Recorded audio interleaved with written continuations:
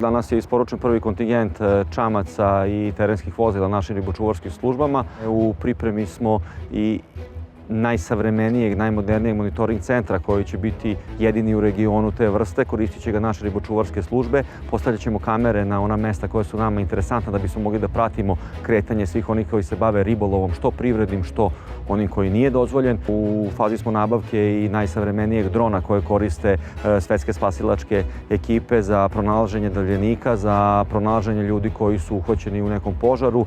Ima mogućnost da prati objekat koji mu zadamo, ima veliku autonomiju leta, leti na velikim visinama, snima i po mraku i po danu, što je nama jako važno. Nadam se da ćemo sa tom novom opremom i sa još nekim iznenađenjima koje spremamo ribokradicama u vidu, naravno, najsavremenije opreme, uspeti da pokrećemo i one prijave koje prepoznaje krivični zakon i naravno sankcionisati te ljude i skloniti ih što dalje od reka.